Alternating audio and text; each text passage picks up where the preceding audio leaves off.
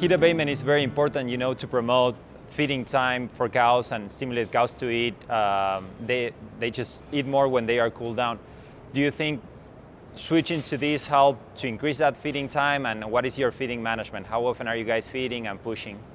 We feed our cows here, most of them twice a day, some get 3 times. So they get fed in the morning after they get milked, and then in the afternoons they get fed some more. We try to push feed every about 2 hours. When we added the barn, and really, probably even more so when we put the soakers and really up the water output on the soakers, how often we do that, it has really made feed intake come up. We tried certain pens one at a time, and it was just obvious the pounds of intake difference in those pens. I noticed that some dairies are trying to not have their cows restrained at the headlock for more than 1 hour, for instance. Do you guys do that? And also, do you try to keep cows not away from the pen for more than a specific number of hours a day? Yeah, so just a little bit on how that strategy works for us here. We milk cows twice a day, and whenever the prior pen is being milked, we will just open the gates for the next pen to go out. So the first cows that want to get out earlier, they can go out, they go stand in the parlor, get cooled over there. Yeah, when the pen's almost done, we'll actually go get the last cows, bring them in. Most cows will already be in the parlor. And then we'll milk one pen of cows in 45 minutes. So the maximum really a cow's on standing out there waiting is about 45, 50 minutes, less than an hour, twice a day. And then when the cows come back in the morning, we'll lock all the cows up to check them. We'll check for repro, vaccines, just check their health in general. And during that time, we try to have a plenty big team there. So it's 3 guys on days we have to give vaccines, and 2 guys on just the breeding days.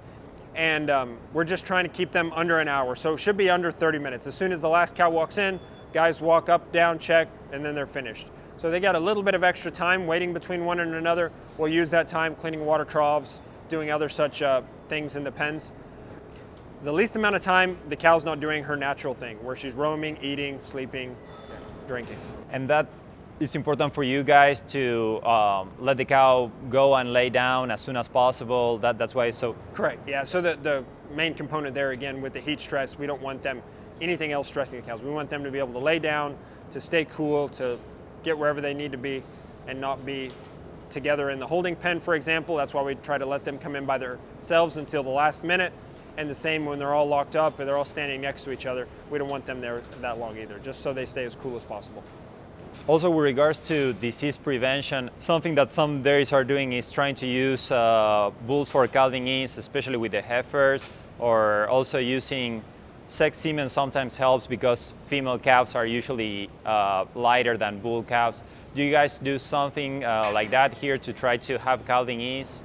Yeah, so calving ease is always something we look at, because the easier that cow calves and goes through a transition period, everything just gets better, right? That's the main area to focus on, is that transition period. So always looking at calving ease, I set kind of minimums there that we always have to hit when I choose bulls. And then we breed everything, either sex semen to our highest genetic animals, and to all the rest we breed Angus semen. So about 70-80% of the rest of the herd gets Angus semen. And on those, also, one of my priorities is calving ease is really my biggest deal there. I want calving ease, make sure a bull that can get cows pregnant, and then looking for the beef traits such as the ribeye area or marbling. Also, one aspect that is important is the maternity team, that they have good calving management practices. Is that also something important for you guys? You try to reinforce that with your employees, make sure that they are doing a good job?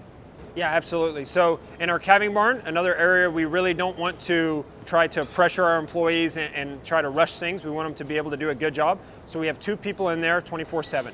And those 2 people, one is there to really help feed calves, kind of handle the calf side, and the other is there for the mother side. So as soon as that cow calves, we'll bring her in, collect her colostrum right there, milk them out right away, make sure everything gets done good, check her just to make sure she's sound and healthy, and get her processed. And then, so she'll be milked right away. She has fresh feed in a super fresh area right there, and every 12 hours we'll move those out to our milking pens.